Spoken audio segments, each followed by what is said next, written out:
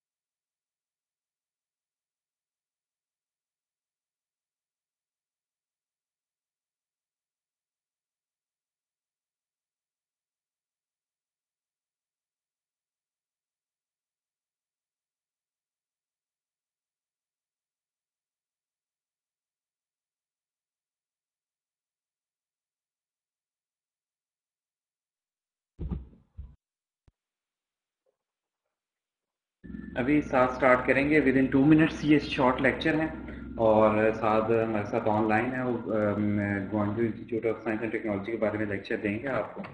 और chat window को free रखिएगा और जी हम उर्दू में ही बोलेंगे। सारे आप परेशान ना हो, इंशाल्लाह सारे उर्दू में ही बोलेंगे, मिक्स इंग्लिश उर्दू बोलेंगे। और सवाल जो भी पूछने हो ये शॉर्ट प्रेजेंटेशन है, एंड पे पूछ सकते हैं। फिर नेक्स्ट सेशन इसी तरह लाइन के अंदर तो अपनी चाय या कॉफ़ी जो भी है वो साथ तैयार रखिएगा ताकि आपको हिलना ना पड़े ज़्यादा। और ये है कि बाकी जो लिंक्स हैं वो अपने दोस्तों के साथ शेयर करते हैं। मैं इस वजह से अभी आपको कह रहा हूँ कि जो भी लिंक्स हैं इवेंट की डिटेल्स के अंदर दी हुई, जब आप इवेंट खोलेंगे तो सी मोर जरूर कीजिएगा। उसके अंदर डिटेल्स हैं वो सारे के सारे अपने दोस्तों के साथ शेयर करते हैं ताकि सारे पाकिस्तानी फ़ायदा उठा सकें कि आगे लेक्चर्स बहुत इंपॉर्टेंट है और ये आहिस्ता आहिस्ता चलते रहेंगे आगे। या अभी साथ जिस्ट के बारे में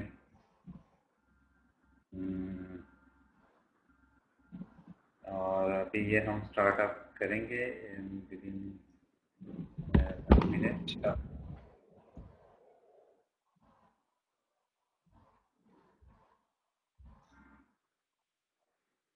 जी तो साल अपना तारुफ भी खुद करवाएंगे और इसके अलावा ये आपको लेक्चर स्टार्ट करेंगे आप। जी साद, अब मैं अपनी आवाज़ वगैरह बंद कर दूंगा और अब आप फिर ऑन होंगे, आप स्टार्ट कर सकते हैं। और आप जानते हैं कि ये 1 घंटा है तो हमें ये ज़रा सेशन बड़ा तेज चलाना। Thank you so much.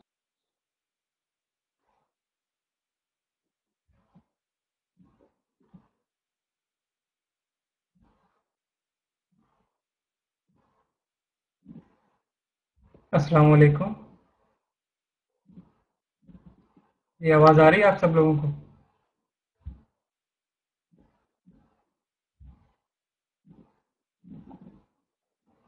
जी ठीक।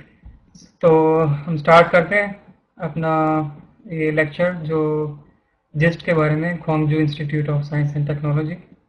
और मेरा नाम साद है और मैं मास्टर्स कैंडिडेट था Gwangju Institute of Science and Technology में। और चलिए स्टार्ट करते हैं। इसका इंट्रोडक्शन ये कि जिस्ट जो है वो one of the finest in south Korea. ये जो रिसर्च इंस्टीट्यूट्स हैं उनमें वन ऑफ द बेस्ट है कोरिया में। आपने अगर कोरिया के इंस्टीट्यूट्स के बारे में थोड़ा सा पढ़ा हो या सुना हो तो उनमें काइस्ट है, एसएनयू है और पोस्टेक है। तो इन्हीं टॉप 5-6 में आती है ये भी। और इसकी एक जो बहुत ख़ास बात है ये कि रिसर्च ओरिएंटेड यूनिवर्सिटी और या इंस्टीट्यूट है और रिसर्च पे यहाँ पे बहुत ज़ोर दिया जाता है। और इसी वजह से क्यूएस की एक रैंकिंग है साइटेशन पर फैकल्टी। उसमें ये कि जो प्रोफेसर्स हैं जो पेपर पब्लिश करते हैं उनके पेपर्स दूसरे लोग कितने साइट करते हैं उसमें इसका रैंक जो है 4th है ओवरऑल इन द वर्ल्ड। तो ये बहुत बड़ी अचीवमेंट है एक। और दूसरी इसमें है कि इस इंस्टीट्यूट में फैसिलिटीज़ बहुत अच्छी हैं बाकी यूनिवर्सिटीज़ से एज़ कम्पेयर टू कोरिया। और एडमिनिस्ट्रेशन बहुत हेल्पफुल है और कम अज़ कम हर ऑफिस में एक बंदा जो है वो उसको इंग्लिश ज़रूर आती है, तो वो आपसे कम्युनिकेशन का कोई प्रॉब्लम नहीं है आपको इस इंस्टीट्यूट में। बाकी कोरिया की यूनिवर्सिटी में कुछ प्रॉब्लम्स होते हैं कम्युनिकेशन के कि इंग्लिश स्पीकिंग स्टाफ नहीं होता है या कोई और मसला होता है, लेकिन यहाँ पे ऐसा कोई प्रॉब्लम नहीं है। और एक जो बहुत अच्छी इसकी बात है वो ये है कि सारे लेक्चर्स जो हैं वो इंग्लिश में हैं और ये मस्ट है। और आई थिंक ये काइस्ट में और सिर्फ ये जिस्ट में ही है कोरिया में कि सारे लेक्चर्स आपको इंग्लिश में अवेलेबल हैं।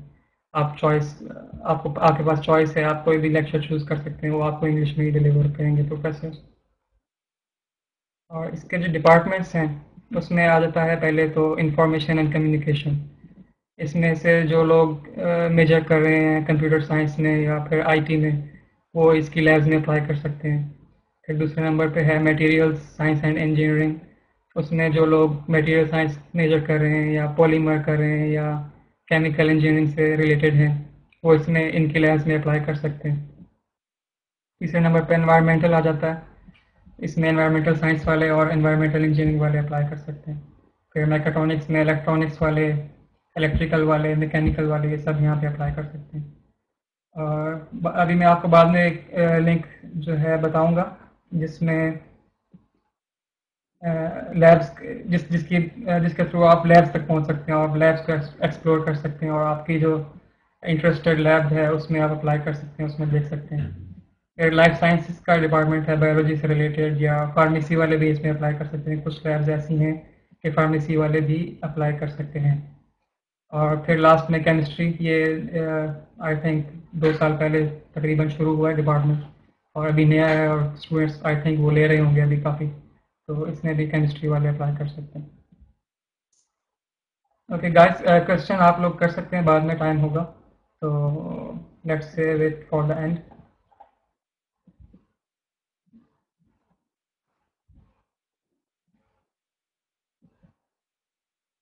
सबसे पहले मैं ये बताऊंगा कि इसमें एक बहुत अच्छी अपॉर्चुनिटी है अंडर ग्रेड्स के लिए और जो लोग अभी मास्टर्स कर रहे हैं पाकिस्तान में उनके लिए।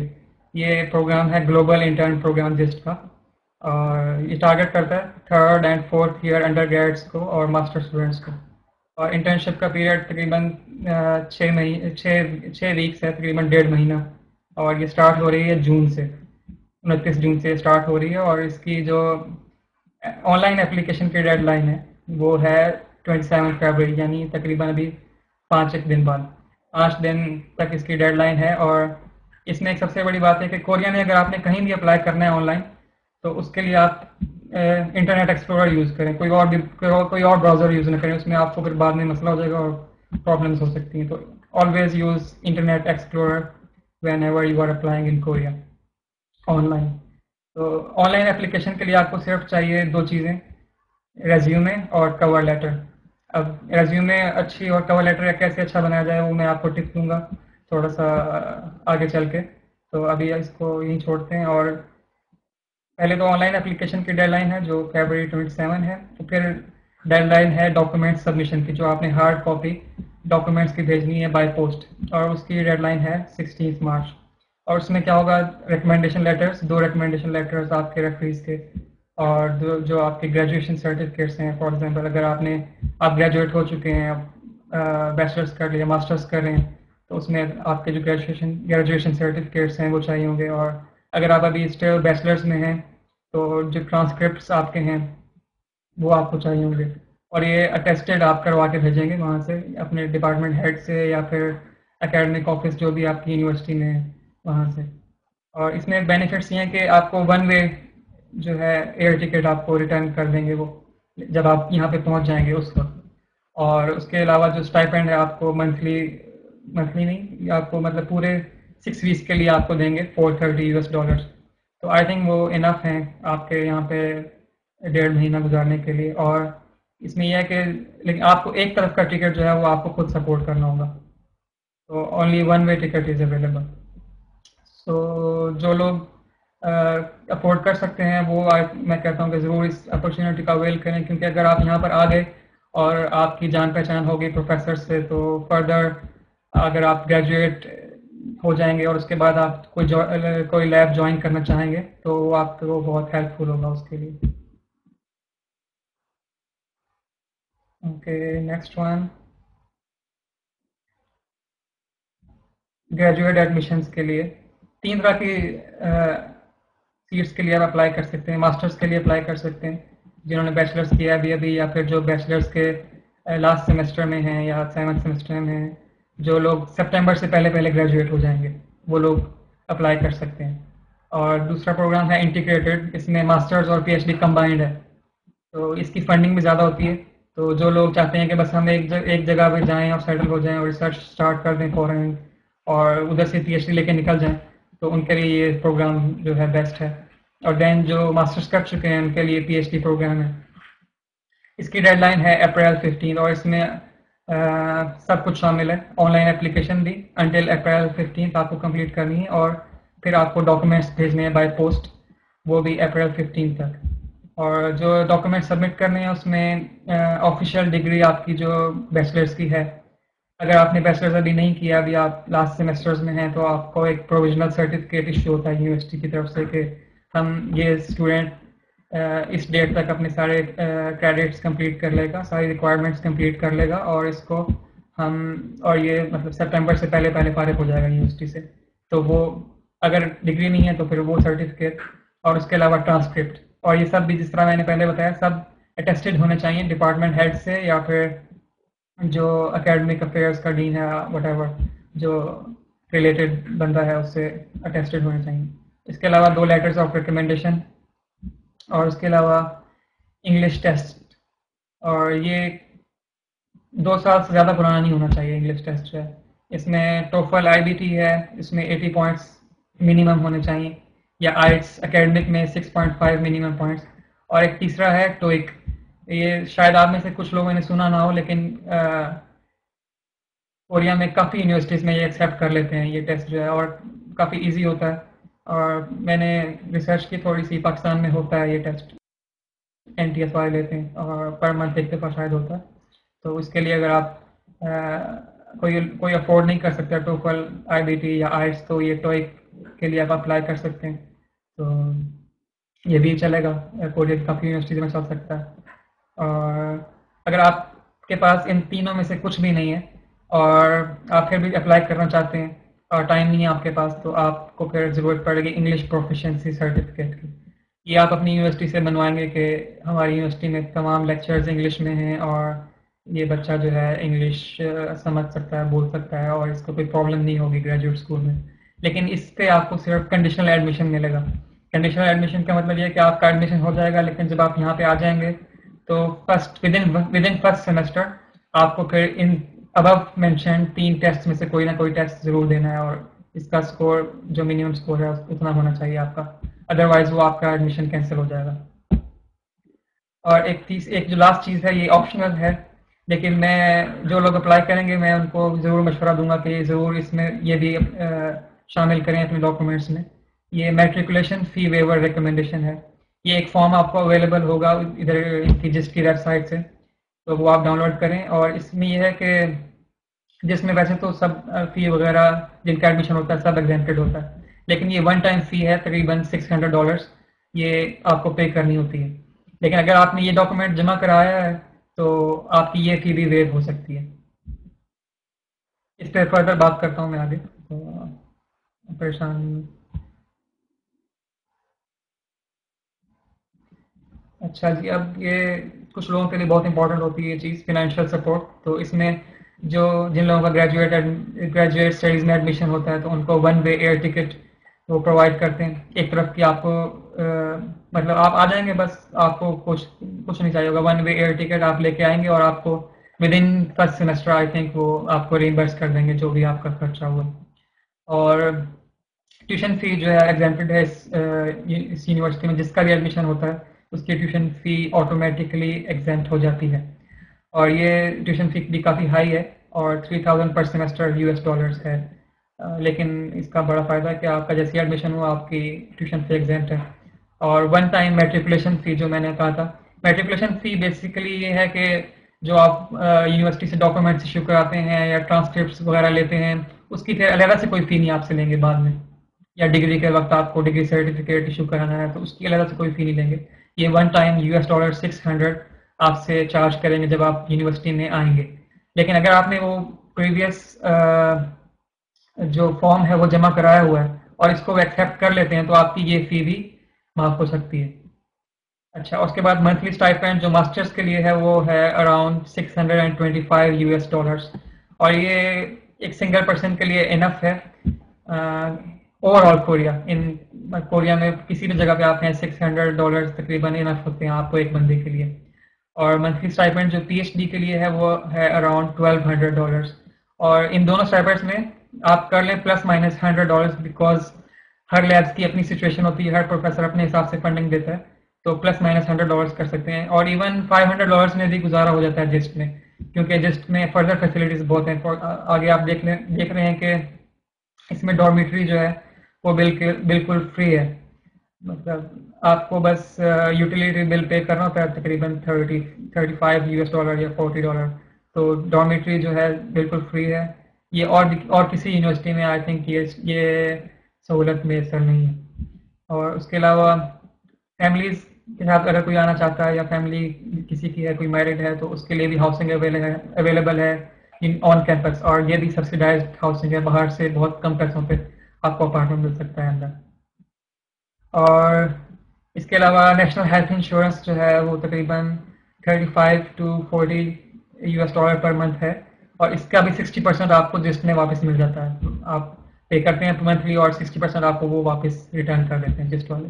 तो ये भी एक बहुत अच्छी सहूलत है, आपको कोई मसला हेल्थ का या हेल्थ की तरफ से कोई परेशानी नहीं होगी।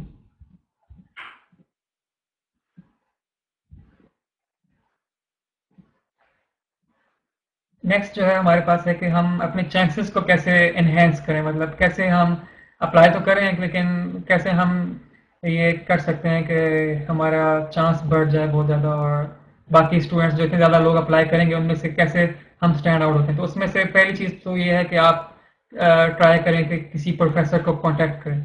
और आगे लिंक्स मैं दूंगा, प्रोवाइड करूंगा आपको, उसमें आप अपने रिलेटिव लैब्स ढूंढें और जो लैब का उस लैब का इंचार्ज प्रोफेसर है उससे उसका ईमेल और कांटेक्ट नंबर वहाँ पर मौजूद होगा। आप उसको ट्राई करें कि आप ईमेल करें उनको।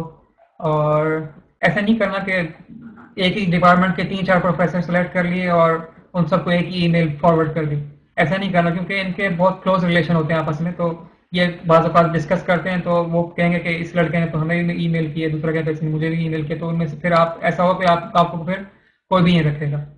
आप ऐसा होता है कि केस के आप ईमेल करते हैं किसी प्रोफेसर को और वो आपको रिप्लाई करता है कि नहीं, मेरे पास तो इस सेमेस्टर में जगह नहीं है। तो आप उसको फिर ये कह सकते हैं कि सर, अगर आपके कोई कोलीग या किसी और लैब में आपको आपके कोई दोस्त हैं, उनके उनके लैब में कोई जगह है, तो आप मुझे मेरी सीवी या मेरी रेज्यूमे फॉरवर्ड कर सकते हैं उनको। तो आई विल अप्रिशिएट दैट। मेरा एक दोस्त था जिसके साथ इस तरह हुआ था, उसने एक प्रोफेसर को ईमेल की लेकिन प्रोफेसर ने कहा कि मेरे पास तो नहीं है जगह। और उसके बाद उसने फिर इसी तरह उस प्रोफेसर को कहा कि अगर किसी और प्रोफेसर के पास जगह है आप जानते हैं तो आप मेरी रिज्यूमे फॉरवर्ड कर दें। और फिर किसी और प्रोफेसर ने उसको किसी और प्रोफेसर ने उसको रिप्लाई किया, और आज अभी वो लड़का पढ़ रहा है जिस्ट के अंदर, पीएचडी कर रहा है। जो ईमेल आपने करनी है उसमें क्या लिखना है आपने, उसमें सबसे पहले तो ये लिखना है कि वो ईमेल जो है वो कवर लेटर उसके अंदर ही है, ईमेल के अंदर ही, अलग से अटैच नहीं करना, उसके अंदर ही है। उसके अंदर आपने अपना अपने बारे में थोड़ा सा बताना है 2-3 लाइन्स में कि मैं, मेरा नाम ये है, मैं ये कर रहा हूँ, इस यूनिवर्सिटी से फाइनल सेमेस्टर में हूँ या ग्रेजुएशन बैचलर्स कर चुका हूँ। और बिल्कुल ब्रीफ और टू द पॉइंट आपने एक एक या दो दो लाइन्स अपनी प्रोजेक्ट्स के बारे में बतानी है, और उसको बताना है कि मैं आपकी लैब में इंटरेस्टेड हूँ और इन प्रोजेक्ट्स, ये जो मैंने प्रोजेक्ट्स किए हैं ये रिलेटेड हैं आपकी लैब से या रिलेटेड हो सकते हैं आपकी लैब से, तो मैं इंटरेस्टेड हूँ। और उसके अलावा आपने अपनी रेज्यूमे अटैच कर देनी है उस ईमेल के साथ। और उस रेज्यूमे में आपको क्या चीज़ें इंक्लूड करनी है अपनी, अगर आपकी कोई पब्लिकेशंस हैं तो पब्लिकेशंस अपनी इंक्लूड करें। पब्लिकेशन नहीं है तो कोई परेशानी की बात नहीं है, बैचलर स्टूडेंट्स जो होते हैं उनकी नॉर्मली नहीं होती पब्लिकेशंस। तो आप अपने प्रोजेक्ट्स जो हैं उस पर एम्फिसाइज करें, अपने रिज्यूमे में अपने प्रोजेक्ट्स का एक्सप्लेन करें कोई छोटे पैराग्राफ्स में, फॉर एग्जांपल 5 या 6 लाइन्स जो हैं हर प्रोजेक्ट्स की। अगर आपने 5-6 प्रोजेक्ट्स किए हैं तो उसमें 5-6 प्रोजेक्ट्स अलग से एक रिज्यूमे के एंड में वो 5-6 प्रोजेक्ट्स की डिटेल आप एंटर कर दें। और एक और चीज़ जो बहुत मैटर करती है वो है को करिकुलर एक्टिविटीज़।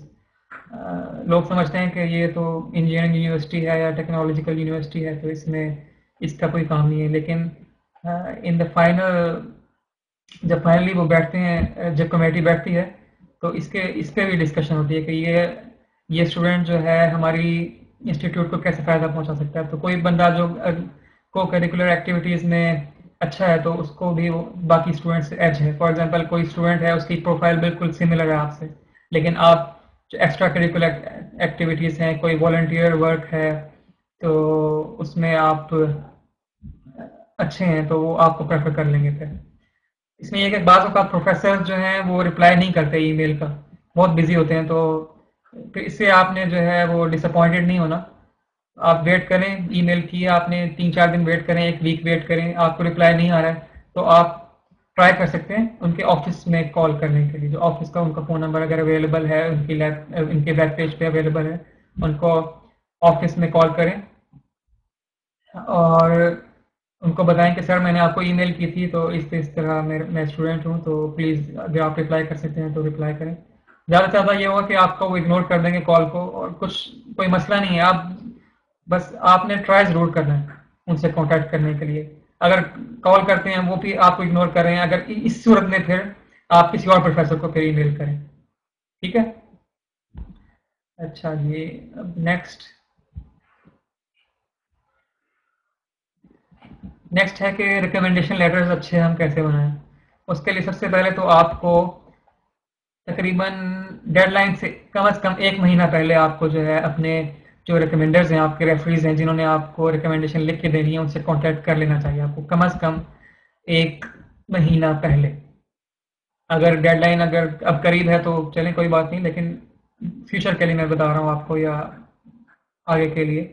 और वाइजली आप चूज करें कि कौन बंदा जो है मेरे डिपार्टमेंट में मुझे अच्छी रिकमेंडेशन दे सकता है। रिकमेंडेशन का मतलब ये नहीं है कि आप बस लेटर ले लें उससे, अब जैसा भी मर्जी वो लिखते हैं उसके अंदर, लेकिन इसका ये है कि रिकमेंडेशन अच्छी होनी चाहिए। तो आप पहले उससे पूछ लें उस बंदे से कि आप मुझे अच्छी रिकमेंडेशन दे सकते हैं या नहीं। अगर कुछ प्रोफेसर होते हैं स्ट्रेट फॉरवर्ड, वो कहते हैं कि मैं आपको, आपका क्योंकि जीपीए अच्छा नहीं है तो मैं आपको अच्छी रिकमेंडेशन नहीं दे सकता हूँ, तो ठीक है फिर आप किसी और प्रोफेसर से कांटेक्ट करें जो आपको अच्छी रिकमेंडेशन दे सकते हैं। और कोशिश करें कि ऐसा रिकमेंडर हो जिसकी कुछ पब्लिकेशंस हो, ताकि वो उसको जब यहाँ पे जो कमेटी बैठेगी आपकी आपके एप्लीकेशन को वो देखेगी, तो वो अगर आपके रिकमेंडर्स को गूगल करें तो उनको कुछ रिजल्ट मिलेंगे। अच्छा, ये बंदा, इस बंदे ने कुछ अचीव किया हुआ है और ये इस बंदे के बारे में कुछ अच्छा कह रहा है, तो उसका मतलब है इस स्टूडेंट में कुछ ना कुछ पोटेंशियल है। और कोशिश करें कि जो रिकमेंडेशन लेटर में ईमेल आईडी या वो अपना कोई कांटेक्ट इन्फॉर्मेशन देते हैं तो वो इंस्टीट्यूशनल ईमेल हो, जैसा कि यूईटी से फॉर एग्जांपल कोई प्रोफेसर हैं तो वो उनकी यूईटी की जो वेब मेल सर्वर जो भी है वो होना चाहिए। ये नहीं कि मतलब गूगल का, याहू का, ये फिर उसमें जो है ना बहुत डाउट हो जाता है, क्योंकि आजकल लोग इस तरह करते हैं कि खुद से ही ईमेल बना के ना और कुछ लोगों ने इस तरह 2 नंबर काम शुरू किए हैं, तो काफ़ी डाउट्स अब जो है लोगों के ज़हन में होते हैं अगर इस तरह का आप कॉमन यूज़ करते हैं। अगर नहीं है, अगर उस बंदे का इंस्टीट्यूशनल ईमेल आईडी तो खैर है, लेकिन अगर है और वो भेज सकता है तो ज़रूर इंस्टीट्यूशनल ईमेल आईडी जो है कॉन्टैक्ट इन्फॉर्मेशन में दें। अच्छा, और जब आप रिकमेंडर से कांटेक्ट करेंगे तो आपके पास ये चीज़ें रेडी होनी चाहिए, रेज्यूमे आपकी, ट्रांसक्रिप्ट आपकी, आपकी प्रोजेक्ट डिटेल्स जो आपने प्रोजेक्ट्स किए हैं। अगर प्रोजेक्ट्स नहीं किए तो क्लास में जो एक्टिविटीज़ थी आपकी, आपने उनकी क्लास में कैसे पार्टिसिपेट किया, कैसे उनकी क्लास में आपने सीखा कुछ, या आपने कुछ पार्टिसिपेट किया, कोई प्रेजेंटेशन दी, तो वो इस चीज़ को अगर अपने रिकमेंडेशन में लिखेंगे तो ये आपके लिए बहुत एक प्लस पॉइंट होगा। और इसके अलावा अगर आपकी कोई एक्स्ट्रा करिकुलर एक्टिविटीज़ हैं जिसके बारे में प्रोफेसर को पता है या उस रिकमेंडर को पता है, तो वो भी उनको आप एक जो है ड्राफ्ट बना के दे सकते हैं कि ये चीज़ें मैंने अचीव की हुई हैं, और अब आप अगर आप इनको सामने रख के अगर आप मेरा रिकमेंडेशन लेटर लिखें तो इट विल बी बेटर और it will be helpful for me. और इसके अलावा जी हाँ, बस यही रिकमेंडेशन लेटर में बस ये है कि जो है जनरल नहीं होना चाहिए, कि ऐसा नहीं है कि एक रिकमेंडेशन ऐसा आपके पास हो कि वो कोई और बंदा अगर चाहे तो वो भी यूज़ कर ले, कोई तीसरा बंदा चाहे तो वो भी यूज़ कर ले। ऐसा फिर जो है वो रिकमेंडेशन लेटर इसमें इतना वेट नहीं रहता। तो रिकमेंडेशन लेटर आप स्पेसिफिकली आपके लिए होना चाहिए कि आपने क्या अचीव किया है, मतलब आपको एड्रेस कर रहा हो, आपकी पर्सनैलिटी को, आपके प्रोजेक्ट्स को, आपके आपने जो अचीव किया है उसको, आपके ट्रांसक्रिप्ट को। अगर आपका पहले सेमेस्टर्स में ग्रेड अच्छा नहीं था और अब बाद में आपका ग्रेड अच्छा हो गया तो उसको एड्रेस करें, इस इश्यू को। और बाज़ औक़ात तो पाकिस्तान में ऐसा होता है कि वो खुद कहते हैं कि आप खुद ही कुछ लिख के लाएं, हम साइन कर देंगे, तो इसमें तो फिर बहुत अच्छी बात है अगर आपको मौका मिल रहा है आपको लिखने का अपने बारे में। लेकिन इसका मतलब ये नहीं कि आप कुछ भी झूठ मूठ लिख दें, लेकिन आप अपने आप कैसे बेटर प्रेजेंट कर सकते हैं, this is all about recommendation letter. Okay.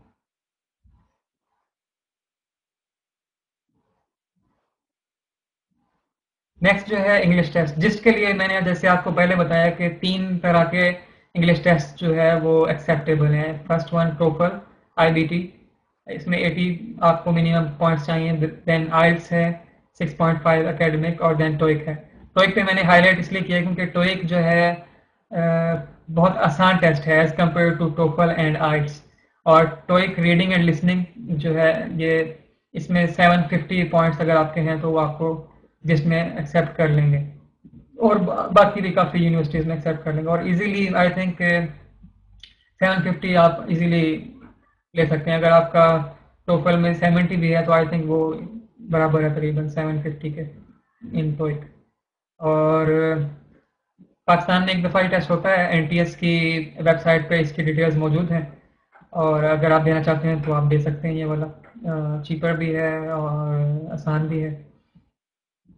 और जिस जिस बंदे ने टोफल और आइल्स देना है तो उसके लिए कि आप जो है सैंपल टेस्ट जो है वो अटेम्प्ट करें। टाइमर लगा होगा उसके अंदर, आप रीडिंग और लिसनिंग एटलीस्ट अपनी जो है वो परफेक्ट कर सकते हैं। आप जितने ज़्यादा हो सकते हैं सैंपल टेस्ट वो इंटरनेट से अवेलेबल है, टॉरेंट से डाउनलोड करें जहाँ मर्जी से। हमारी ये स्कॉलरशिप नेटवर्क की वेबसाइट है, उसमें भी फाइल्स मौजूद हैं, आप उधर से भी हेल्प ले सकते हैं।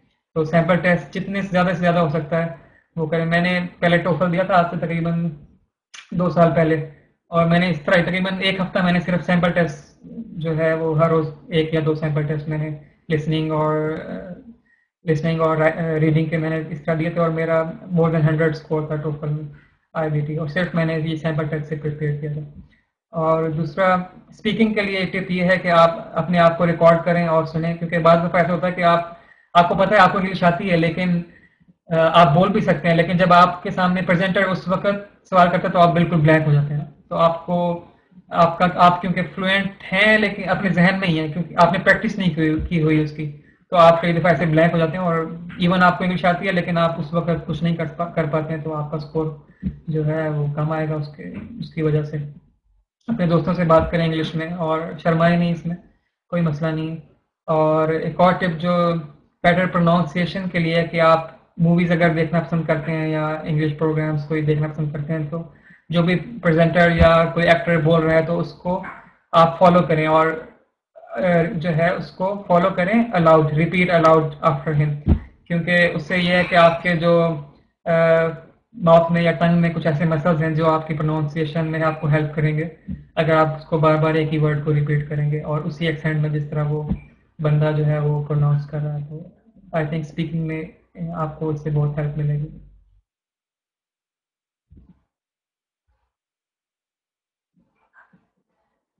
ओके, सेकंड लास्ट में ये चीज़ है स्टेटमेंट ऑफ पर्पस। ये आई थिंक जब आप ऑनलाइन एप्लीकेशन के लिए प्रोसीड करेंगे तो स्टेटमेंट ऑफ पर्पस का वहाँ पे या एज अ कवर लेटर या इसका जो भी कुछ इस तरह का नाम हो सकता है तो वो होगा। तो उसमें पहली चीज़ तो आपको ये पता होना चाहिए कि आप अप्लाई क्यों कर रहे हैं, आपका गोल क्या है, आप क्या करना चाहते हैं, और जिस्ट में ही क्यों अप्लाई कर रहे हैं या किसी भी इंस्टीट्यूट के लिए आप स्टेटमेंट ऑफ पर्पस बना रहे हैं तो आप वहीं पे क्यों अप्लाई करना चाहते हैं, वहां पे ऐसी क्या खास बात है कि आप इसी इंस्टीट्यूट में आना चाहते हैं। तो आपको कुछ ना कुछ पॉइंट बना के अपनी तरफ से वो देना होगा। और दूसरी बात यह कि आपका एक्सपीरियंस जो है पास्ट, वो कैसे आपकी हेल्प कर सकता है फर्दर जब आप अगर ज्वाइन करेंगे इस इंस्टीट्यूट को, तो आपका पास्ट एक्सपीरियंस आपकी एक्सपेरिमेंटल वर्क या प्रैक्टिकल वर्क या थ्योरेटिकल इवन नॉलेज वो कैसे आपकी हेल्प करेगा इसमें। तो एक थोड़ा सा इसके बारे में बताना। और आपकी अगर रिकमेंडेशन से आपका स्टेटमेंट ऑफ पर्पस मैच करेगा ना तो आई थिंक वो एक्सीलेंट है कि आपने स्टेटमेंट ऑफ पर्पस में कुछ लिखा है कि मैंने ये प्रोजेक्ट्स किए और इसमें मेरा रिजल्ट अच्छा था, और फिर आप जो है आपका रिकमेंडर जो है, आपका रेफरी जो है वो भी वो चीज़ लिख रहा है, तो इसका मतलब है उनको जो है 100% श्योर हो जाएगा कि ये बंदा ऐसे ही छोड़ नहीं रहा, इसने वाकई ये कुछ काम किया, और इसका रेफरी जो है वो भी कह रहा है कि इसने ये काम अच्छा किया है। और बार बार मैं कह रहा हूँ कि आपके प्रोजेक्ट्स जो हैं खासतौर पर बैचलर्स वालों के लिए जिनकी पब्लिकेशन कोई नहीं है, ये आपके एसेट हैं। आपकी कोई भी छोटा मोटा प्रोजेक्ट जिस किस्म का भी आपने किया है उसको जरूर आप स्टेटमेंट ऑफ पर्पस और रेज्यूमे में जरूर डालें। ये नहीं सोचें कि ये तो बहुत छोटा सा था, ये तो क्लास प्रोजेक्ट था, ये तो इसकी कोई वैल्यू नहीं है, ऐसे नहीं सोचें। आप जरूर उसको अपने रेज्यूमे में और स्टेटमेंट ऑफ पर्पस में उसका जिक्र जरूर करें। और उस प्रोजेक्ट से आपने सीखा क्या है, ये स्पेशली पॉइंट है कि फॉर एग्जांपल कुछ प्रोजेक्ट आपने किया है तो उसमें आपने टीम प्रोजेक्ट था तो आपने सीखा है कि अच्छा टीम में कैसे काम करना है, तो उससे आप उसमें आप ये लिख सकते हैं कि मैंने टीम में काम करना सीखा है। किसी प्रोजेक्ट में आप जो है लीडर के रोल में थे तो आप ये लिख सकते हैं कि मेरी लीडरशिप स्किल्स जो है इससे इन्हेंस हुई हैं, तो और मैंने ये सीखा है कि कैसे दूसरे बंदे की कैपेबिलिटीज़ को परखा और देखा जाता है और कैसे उसको ड्यूटीज असाइन की जाती हैं। तो ये एक बहुत अच्छी बात है। और इसी तरह मतलब आपने खुद सोचना है कि इस प्रोजेक्ट्स में से मैंने सीखा क्या है। कई दफ़ा हमारे सामने वो बात होती है लेकिन हम इग्नोर कर रहे होते हैं वो बात, और हमने वो एक्चुअली सीख चुके होते हैं लेकिन हम खुद ही उसको एक्सप्लेन नहीं कर पाते। तो ये चीज़ आपने जो है वो देखनी है कि मैंने क्या सीखा है इसके अंदर से। अच्छा, और दूसरा जो है लास्ट में फोकस करें कि आप ऑर्गेनाइजेशन को कैसे हेल्प कर सकते हैं, जो जिस लैब में आप जा रहे हैं उसको आप कैसे हेल्प कर सकते हैं। मतलब आप जाएंगे तो आपकी क्या वैल्यू है कि उसकी वजह से इस लैब को फायदा होगा फ्यूचर में। और सबसे लास्ट में आप ये बताएं कि आप क्या अचीव करेंगे, और फाइनली उससे आप जो अचीव करेंगे उससे दूसरों को क्या फायदा होगा। सो द पॉइंट इज कि आपको सेल्फिश नहीं शो करना है अपने आप को कि मैं ये सीख लूंगा और मैं ये अचीव कर लूंगा तो इससे मेरा फायदा हो जाएगा, ऐसे नहीं। आप अगर खुद भी कुछ अचीव कर रहे हैं तो उससे फाइनली दूसरों को भी फायदा होना चाहिए, ये आपने उसमें शो करना है। तो ये एक अच्छी स्टेटमेंट ऑफ पर्पस हो सकती है। और यही कि मतलब बिगर पिक्चर के बारे में यही कि आप ये ना कहें कि बस मैं ये अचीव कर लूंगा इसलिए मैं अप्लाई करना चाहता हूँ। अच्छा जी, ये प्रेजेंटेशन काफ़ी लंबी होगी तो ये लास्ट वन है, रिसर्च प्रपोजल। ये पीएचडी वालों के लिए जो पीएचडी में अप्लाई करें तो ये बहुत सिंपल चीज़ है। जो आपने मास्टर्स में कुछ काम किया है थीसिस उससे रिलेटेड हो सकता है एक तो ये, और बेस्ट ये है कि उससे रिलेटेड हो जो आपकी प्रपोजल है, जो लैब आपने चूज की है उससे अगर रिलेटेड ये प्रपोजल होगा तो इसका आपको बहुत ज़्यादा फायदा होगा, बहुत ज़्यादा वेटेज मिलेगा आपको इसमें।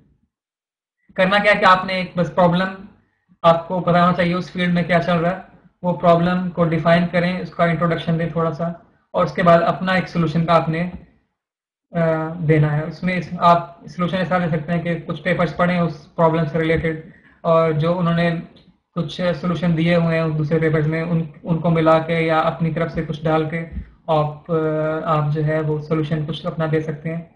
और इसमें यह है कि अगर आप उस लैब में से उनकी पब्लिकेशंस देखें और उनकी पब्लिकेशंस को अगर आप रेफरेंस में डाल सकते हैं कि उस सोल्यूशन के में पास्ट वर्क इस लैब का कैसे यूज़ हुआ है, तो वो एक बहुत अच्छी चीज़ हो जाएगी। और इसके अलावा रेफरेंस काफ़ी डालें उस रिसर्च प्रपोजल के अंदर, ताकि वो जो आपका प्रपोजल चेक कर रहे हैं उनको पता हो कि इस बंदे ने काफ़ी मेहनत की है, काफ़ी रिसर्च की है ऑलरेडी, तो वो फिर आपको हेल्प करेंगे इसमें। और लास्ट में ये कुछ इंपॉर्टेंट लिंक्स हैं, जिस तरह मैंने पीछे बताया था। इसके लिए एडमिशन का ये पेज है जिस्ट का, तो इस पे आप जाएंगे तो आपको सारी वो इन्फॉर्मेशन अवेलेबल हो जाएगी, ऑनलाइन अप्लाई कैसे करना है। और ऑलवेज मैं कह रहा हूँ कि कोरिया में अप्लाई करने के लिए always use Internet Explorer, always always use Internet Explorer to apply online in Korea. और सेकंड लिंक जो है वो है ग्रेजुएट स्कूल प्रोस्पेक्टस का, तो इसमें जो प्रोस्पेक्टस हैं डिफरेंट ग्रेजुएट स्कूल्स की, और इसी में लैब्स के लिंक्स मिलेंगे आपको। जो लैब्स हैं इन डिपार्टमेंट्स में, उसमें फॉर एग्जांपल मटेरियल साइंस का प्रोस्पेक्टस है, आप उसको खोलेंगे, उसमें आपको पता चल जाएगा कि ये लैब्स हैं, ये काम कर रही हैं, और इस तरह ये इनका होम पेज है। और फिर होम पेज को चेक करें और प्रोफेसर को चेक करें, इनकी पब्लिकेशन को चेक करें, जो भी काम कर रहे हैं वो चेक करें। उसके अलावा तीसरा लिंक जो है वो है ग्लोबल इंटर्न प्रोग्राम का, जिसकी अभी डेडलाइन है 27 को। तो अगर आप अप्लाई करना चाहते हैं तो बी क्विक और उसको अप्लाई करें। और तीसरा जो है ये एक ईमेल आईडी है, ये एडमिशन ऑफिस है जिसका ऑफिशियल, तो इसमें आपको कोई भी प्रॉब्लम हो रही है या तो वो आप जिसमें इनको ईमेल कर सकते हैं। और आई थिंक इनका सिस्टम काफ़ी बेटर है और ये प्रॉम्प्टली आपको रिप्लाई कर लेंगे। अगर ये रिप्लाई नहीं करें तो आप फिर जो है इनके एडमिशन ऑफिस का फ़ोन है, लोकल कॉल बहुत सस्ती है पाकिस्तान से, आप इनको कॉल करें। टाइमिंग का हिसाब थोड़ा देख लें कि टाइमिंग पाकिस्तान में और कोरिया में किस तरह डिफरेंट है, तो आप ये देख सकते हैं। और लास्ट में जो है ये मैंने अपना एक ईमेल आईडी दिया है, तो आपको किसी किस्म की हेल्प चाहिए जिस्ट के रिलेटेड टू जिस्ट में अप्लाई करने के लिए, तो वो आप मुझे पर्सनल ईमेल कर सकते हैं इस आईडी पे। और अगर कोई जो है आप स्टेटमेंट ऑफ पर्पस या रिकमेंडेशन लेटर या फिर इवन रिसर्च प्रपोजल, मेरा फील्ड मटेरियल साइंस है, अगर इसमें आपको कोई हेल्प चाहिए तो आप मुझे डायरेक्ट कॉन्टैक्ट कर सकते हैं इस ईमेल आईडी पे। तो थैंक यू गाइस, अब आप क्वेश्चंस पूछ सकते हैं अगर आपके दिमाग में कुछ है। जी साथ आपके पास अब कम टाइम है थोड़ा सा क्वेश्चंस के लिए, तो क्वेश्चन साथ साथ पढ़ते रहिएगा ताकि किसी और का भी उस तरह क्वेश्चन है तो वो आंसर हो जाए नाम के साथ क्वेश्चन। तो प्लीज स्टार्ट द क्वेश्चंस। ठीक है, तो ओके। अच्छा, ये साद खान कह रहे हैं कि इन्होंने प्रोफेसर को कांटेक्ट किया और रिप्लाई उसने किया है, I will consider if you apply for the admission of men's PhD programme. तो ठीक है, आपको उन्होंने कह दिया है आप एमएस पीएचडी इंटीग्रेटेड प्रोग्राम जो है उसमें भी आप अप्लाई कर दें, कोई मसला नहीं है। अगर आपका बाद में प्लान चेंज हो जाता है तो इसमें कोई मसला नहीं है, आपको ज़रूरी नहीं है कि पीएचडी में फिर एंटर कर लें, लेकिन आप भी उस प्रोफेसर से डिस्कस कर लें कि फाइनल क्या होता है, देख लें इसको। एमएस इंटीग्रेटेड प्रोग्राम भी बुरा नहीं है, आप और अगर जगह आपको पसंद आ गई तो आप पीएचडी फर्दर कंटिन्यू भी कर सकते हैं, कोई मसला नहीं है उसके लिए।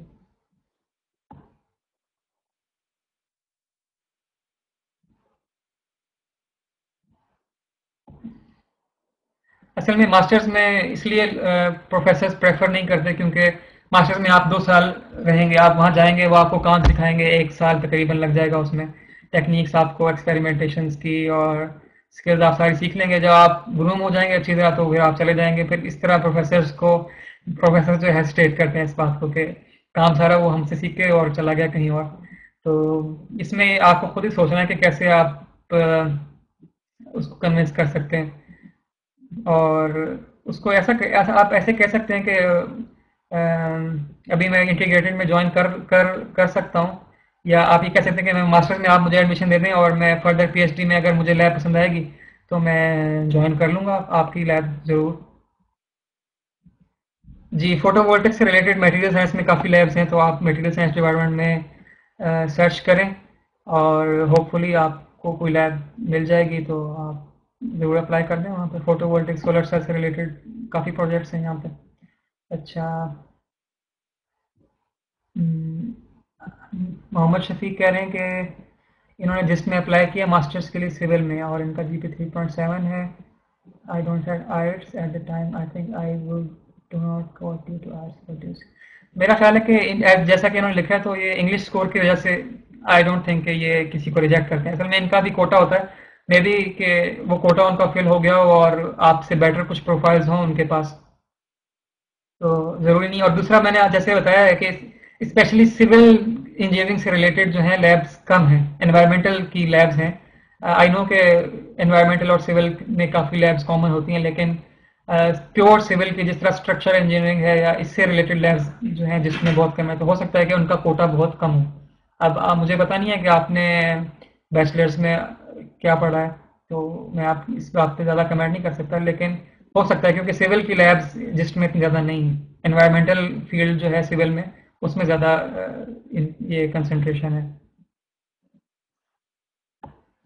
I don't think publications mandatory हैं पीएचडी के लिए, और आप देखेंगे अप्लाई करने में कोई हर्ज नहीं है, क्योंकि उन्होंने कुछ ऐसा नहीं लिखा हुआ कि पीएचडी के लिए पब्लिकेशंस जो हैं वो मैंडेटरी हैं या आपकी ज़रूर पब्लिकेशन होंगी, कोई कट ऑफ जीपीए नहीं है, आप सीधा अप्लाई करें। आपको तो इसमें तो इतनी आसानी है कि आपको इंग्लिश टेस्ट देने की भी ज़रूरत नहीं है, आप बस अप्लाई करें और देखें, प्रोफेसर से कॉन्टैक्ट करने की कोशिश करें, जो टिप्स मैंने आपको दी हैं उस तरह करें, तो कोई रिक्वायरमेंट ऐसा एज सच नहीं है पब्लिकेशन की।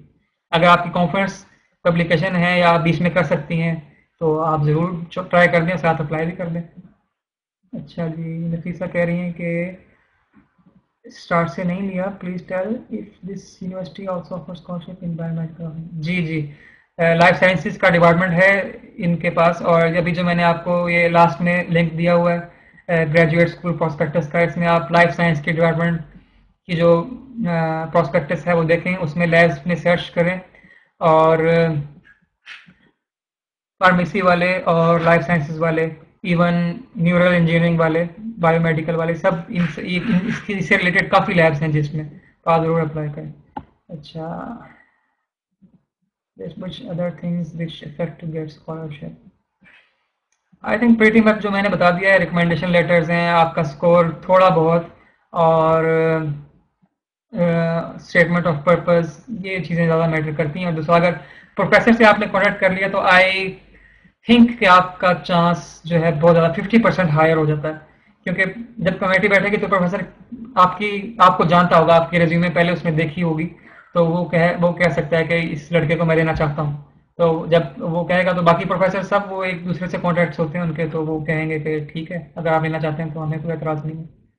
तो चांस बेस्ट तो जब इस सूरत में ही है कि अगर आप प्रोफेसर से कॉन्टैक्ट कर लें, लेकिन कुछ केसेस ऐसे हैं जहाँ पे प्रोफेसर से कॉन्टैक्ट नहीं किया गया और एडमिशन हो गया। फॉर एग्जांपल मेरा अपना केस इस तरह का था कि मैंने किसी प्रोफेसर से कॉन्टैक्ट नहीं किया था, मेरा जीपीए भी इतना अच्छा नहीं था, लेकिन मेरा एडमिशन हो गया। तो लक पे भी डिपेंड करता है, और इस चीज़ पे भी डिपेंड करता है कि बाकी कितने लोग अप्लाई कर रहे हैं आपके डिपार्टमेंट में उस आपके साथ, क्योंकि इनका कोटा है 15%, ये फॉरेनर्स रखते हैं हर डिपार्टमेंट के अंदर। अगर वो ऑलरेडी फिल हो गए हैं और 15% ऐसे हैं जिनकी प्रोफाइल आपसे बेटर है, तो फिर आपका चांस कम है।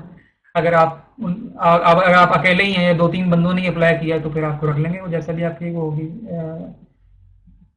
ठीक है sir, how many projects can be added in resume? I mean can we add और internship projects also? Of course, आप जितने भी प्रोजेक्ट्स किए हैं आपने, आप सब ऐड कर सकते हैं। अगर आपके अब आप कह रहे हैं अगर आपके 20 प्रोजेक्ट्स हैं तो अब ठीक है, फिर 20 में से आप चूज कर लें 5 प्रोजेक्ट्स जो आपके अच्छे हैं, जो आपके मेन हैं, उनको ऐड कर लें आप। और आई थिंक 5-6 प्रोजेक्ट्स आप ऐड कर सकते हैं, तो कोई मसला नहीं है, जो आप सेलेक्ट कर लें कौन से अच्छे हैं आपके ज़्यादा। एडमिशन फी इसकी कुछ नहीं है, बिल्कुल फ्री है, और जीपीए मैटर करता है कभी और कभी नहीं भी करता, तो कोई कट ऑफ जीपीए नहीं है, आप अप्लाई कर सकते हैं।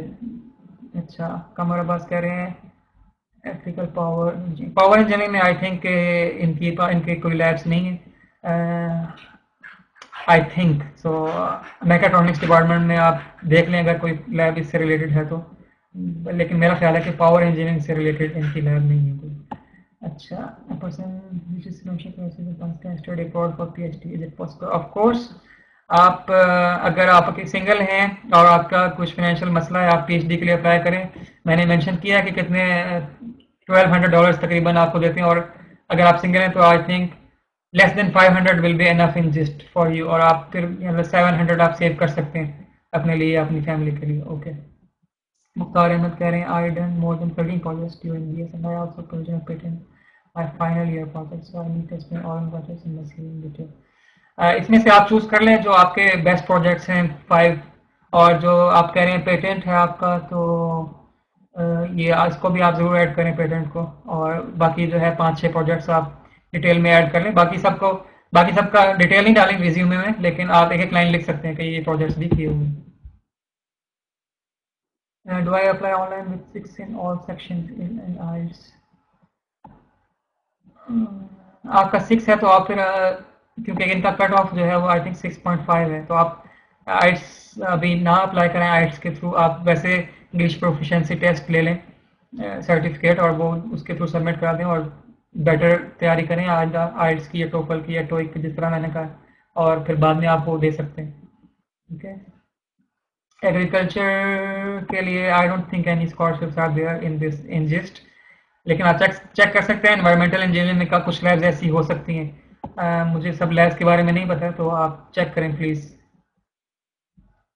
applying for global intern program they are asking to send original transcripts and certification by course file should send। Okay, आप कोई ओरिजिनल सर्टिफिकेट्स नहीं भेजने हैं, आप फोटोकॉपीज उनकी लें, लेकिन आप उनको अटेस्ट कराएं।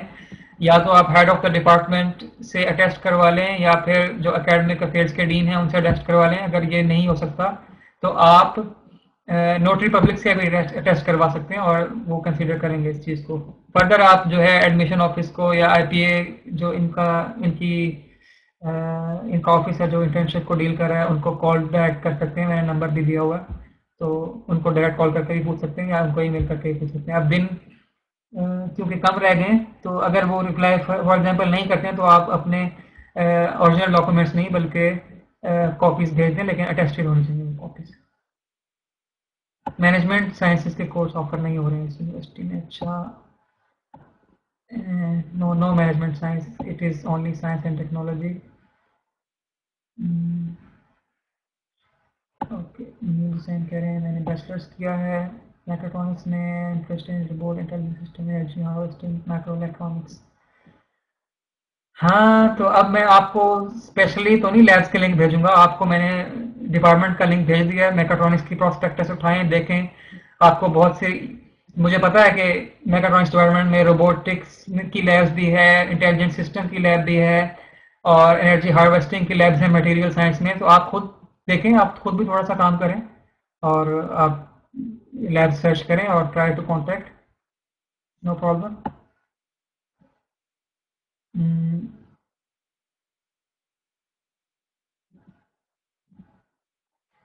बीएस केमिस्ट्री में भी आपको, अब मैं खुद ही अप्लाइड केमिस्ट्री में मास्टर्स कर रहा हूँ, तो ज़रूरी नहीं है कि प्रोजेक्ट्स जो है सिर्फ इंजीनियरिंग वालों के ही हों, केमिस्ट्री वालों को भी प्रोजेक्ट्स होते हैं। अब आपने नहीं किया तो अब इससे मेरा कोई कसूर नहीं है। तो अब अगर अब नहीं किया है आपने प्रोजेक्ट्स, तो आप आपकी क्लास में जो असाइनमेंट्स हैं, जो प्रेजेंटेशंस आपने दिए हैं, जो आपने कुछ इस तरह का कुछ भी रिसर्च से रिलेटेड कुछ किया है, वो आप इंक्लूड कर लें, कोई मसला नहीं। Drug delivery systems and material science, okay. हाँ, ड्रग डिलीवरी सिस्टम्स का मटेरियल साइंस में है लैब्स, और लाइफ साइंसेज में भी हैं, तो ये दोनों डिपार्टमेंट्स आप चेक कर लें, विकास सर्वर आपके लिए। उमर मुख्तार कह रहे हैं मैंने एमएससी रिन्यूएबल एनर्जी में की है, और any projects available related to wind energy और स्मार्ट ग्रिड्स। रिन्यूएबल एनर्जी में आई थिंक फोटोवोल्टिक्स पे ज़्यादा एम्फोसिस है, विंड एनर्जी या स्मार्ट ग्रिड्स का आई डोंट थिंक एक कुछ है, लेकिन but you should check the material science department. Okay. Jahanzeb गुल, I have applied for GIST for spring 2015 session and professor has agreed, also took my interview on Skype. After that he told me to apply for admission and he will support my application. हाँ, बात दफ़ा ऐसे होता है कि professor जो है वो राज़ी हो जाता है, और ये बहुत ही केस जो है, आप, मैं क्या कहूँगा कि आप अनलकी रहें, क्योंकि हो सकता है कि उसमें एप्लीकेशन आपसे बहुत ज़्यादा स्ट्रॉन्ग आ गई हों कुछ, और फिर आपको प्रोफेसर से कॉन्टैक्ट करना चाहिए दोबारा, और उनसे आपको पूछना चाहिए कि क्या वजह है कि मेरा जो है वो एडमिशन नहीं हुआ है और आप मुझे फर्दर एडवाइस करें, प्रोफेसर को आप कहें कि आप मुझे फर्दर एडवाइस करें कि मैं अगले दफ़ा के लिए अप्लाई करूं या किसी और लैब में, या इस तरह पूछें आप उनसे कि क्यों नहीं हुआ एडमिशन मेरा, जब आपके प्रोफेसर के साथ इतना पर्सनल लिंक्स हैं, पर्सनल ईमेल्स आप कर रहे हैं उसको, तो आप ये पूछ सकते हैं। ओरिजिनल डॉक्यूमेंट्स के बारे में मैंने पहले बता दिया, समझ रियाज, तो आप उसको फॉलो करें। मैं अप्लाई किया था, ओके, प्लांट साइंस इंजीनियरिंग और लाइफ साइंसेस। लाइफ साइंसेस में मुझे डिटेल ज़्यादा नहीं पता कि लैब्स किस किस्म की हैं, लेकिन आप चेक करें, आप प्लीज़ हिबाबुल आप चेक करें कि लाइफ साइंसेज डिपार्टमेंट में कौन सी लैब्स हैं। इसकी प्रोस्पेक्टस का लिंक मैंने दिया हुआ है यहाँ पर, उसकी प्रोस्पेक्टस खोलें लाइफ साइंसेज की और चेक करें खुद। इंटीग्रेटेड प्रोग्राम के लिए मुझे नहीं लगता कि आपको रिसर्च प्रपोजल भेजना है। ऑनलाइन एप्लीकेशन ओपन करें, अगर उसमें रिसर्च प्रपोजल का आ रहा है, आप सेलेक्ट करेंगे इंटीग्रेटेड प्रोग्राम और उसमें अगर रिसर्च प्रपोजल का ऑप्शन आ रहा है तो फिर आपको भेजना होगा, नहीं आ रहा तो नहीं भेजना होगा। Manahil Irfan, I downloaded the GIST application form and tried to fill it out. Most of the forms ask about previous visits to Korean friends in Korean language. What do I do? तो आप लिख दें कि आपने नहीं, आप जो है कोरियन लैंग्वेज नहीं जानती हैं और आपने नहीं कोरिया में विजिट किया, तो इसमें क्या मसला है? उस्मान मजीद, do just offer any master degree related to geoscience like petroleum? नहीं, I don't think जिस्ट में इस तरह की डिग्री का ऑफर होती है। एनवायरमेंटल में आप देख लें कोई लैब्स हो सकते हैं आपसे रिलेटेड हो। Asif Roz, is there research labs for information security? Department of information and communication को सर्च करें, वासिफ फिरोज, हो सकता है आपको आपकी मतलूबा लैब मिल जाए।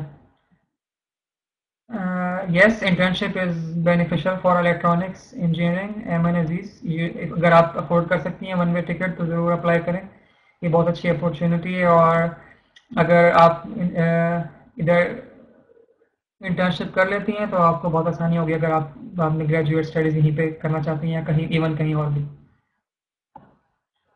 Gist offers MS electrical engineering. Electrical engineering offer नहीं होती है, मैकाट्रॉनिक्स में जो है कुछ लैब्स हैं जो इलेक्ट्रिकल इंजीनियरिंग से रिलेटेड हैं, तो मैकाट्रॉनिक्स डिपार्टमेंट चेक करें। Arsalan Ali, Salman Razzaq, mechanical and manufacturing engineering, MS manufacturing. भाई आप सब लोग ये बात सुन लें कि डिग्री के नाम से कुछ नहीं होता, जो आपने काम किया रिसर्च सारा कुछ उससे इस पर डिपेंड करता है। आपको एमएस अगर मैकेट्रॉनिक्स की मिल जाती है और काम आपने उसमें बेशक मैन्युफैक्चरिंग का किया है या इंडस्ट्रियल का किया है, तो इट डजेंट मैटर, डिग्री का नाम मैटर नहीं करता है इतना। आपकी अपनी रिसर्च जो है वो मैटर करती है। आई नो कि मैकेट्रॉनिक्स में इंडस्ट्रियल इंजीनियरिंग वाले लड़के अप्लाई करते हैं और वहाँ पे वो रिसर्च कर रहे हैं अभी, तो मैन्युफैक्चरिंग इंजीनियरिंग वाले भी अप्लाई कर रहे हैं, तो आप करें उधर मैकेट्रॉनिक्स चेक करें आप। Salman Razzaq, how to contact the professor, I already told you about that. Okay, Ahmed Waqas, is there place for agriculture students? Just में agriculture students, I don't think so. Okay, how do you contact professors? Already told about that. Azim Iqbal, how much there is average meals and transportation expenditures in Korea? Expenditures के बारे में आपको मैंने बता दिया है कि ग्रॉस एक्सपेंडिचर कितना होता है। अब मैं आपको एक एक खाने का आपको मैं नहीं बताने वाला हूँ, इतना टाइम नहीं है अभी। तो scholarship is enough, more than enough, कि आप फ्रीली यहाँ पे रह सकते हैं। बहुत ज़्यादा लग्जरियस लाइफ नहीं होगी आपकी, लेकिन आप फ्रीली रह सकते हैं। आप जिसमें जितना स्कॉलरशिप मिलता है आपको, तो उसके जो है केयर नहीं करें। अगर आपने मिस कर दिया स्टार्ट में, तो ये आई थिंक लेक्चर रिकॉर्ड हो रहा है और बाद में 2-3 दिन में अवेलेबल हो जाएगा, आप वहाँ से देख सकते हैं। तैयब कुरैशी, अच्छा, Faizan Sami, can master student take their spouse with them to Korea? What about accommodation? Yes, accommodation family के लिए अवेलेबल है, लेकिन ऑन कैंपस में थोड़ा टाइम लगता है क्योंकि बहुत ज़्यादा एप्लीकेशन होती हैं, तो हो सकता है कि आपको एक सेमेस्टर वेट करना पड़े या बाहर रहना पड़े। वो उस केस में थोड़ा सा एक्सपेंसिव हो सकता है बाहर रहना। तो लेकिन अगर आपको टोटल $700 मिल रहे हैं तो आप हैंड टू माउथ रह सकते हैं स्पाउस के साथ, ओनली स्पाउस, नो किड्स नहीं होने चाहिए। ओके, और आप जितना आप अपना गुजारा कर सकते हैं थोड़े में, आप तो यहाँ पे डिपेंड करता है। आई थिंक कुछ लोग ऐसे हैं जो मास्टर्स में रह रहे हैं, स्पाउस के साथ रह रहे हैं, $700 आर इनफ। ओके, हम ना सेशन को रोकना चाहेंगे। सेशन अच्छा था, इंशाल्लाह नेक्स्ट टाइम करेंगे।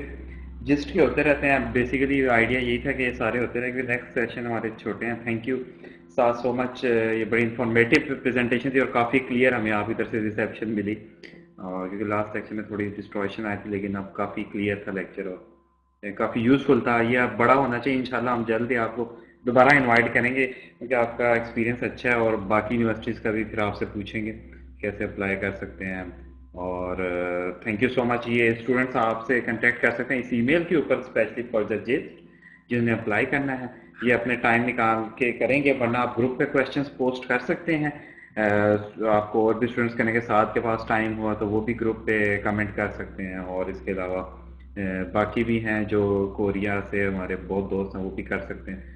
तो अभी हम ये लेक्चर एंड करेंगे। इसके बाद आसिफ सैन अतारी साहब का लेक्चर है, जो कि स्पेशली पीएचडी पे और मास्टर्स पे केजीएसपी के ऊपर फोकस होगा।